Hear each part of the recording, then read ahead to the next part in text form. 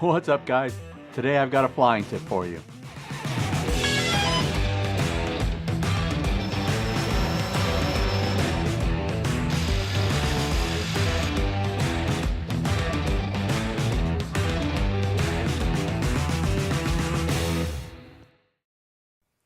Before I start talking about today's tip, I just want to say a big thank you to those who contributed to my 5-volt power bank solution for DSLRs video.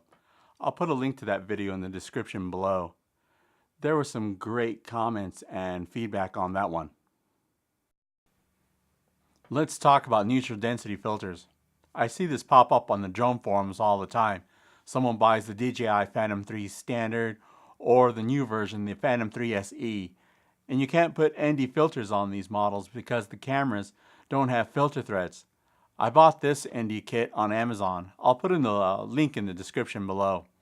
This is a great solution. It comes with an ND4, an ND8, and a polarizer, but I only use the ND8, and it's still not enough. The real reason I was wanting this kit was this adapter. It slips over the camera on the gimbal and adapts it to 37 millimeters. The filters that this kit comes with are great filters and are pretty optically clear. Not too much distortion. Actually, I haven't noticed any at all. The key is now that you have a 37 millimeter thread, you can put any 37 millimeter filter right on the camera. So you can go shopping for any 37 millimeter ND filter that brings you down 4, 5, 6 stops.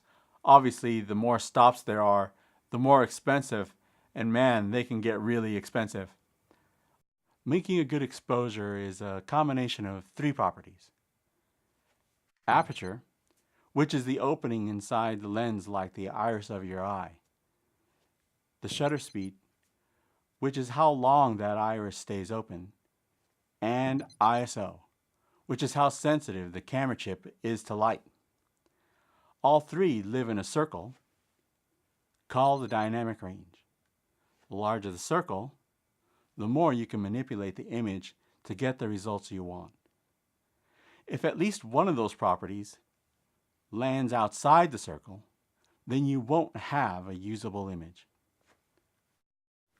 On the DJI Phantom 3 standard and drones like it, one of these properties is fixed, the aperture. On the standard, the lens is fixed at an aperture of 2.8. Also, on a bright sunny day, you're going to want to set the ISO at 100.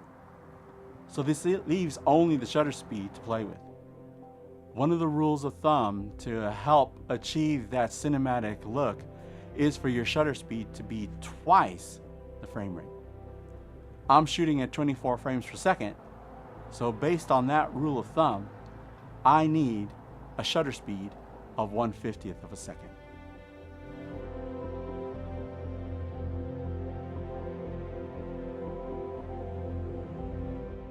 So what does all this info mean for me?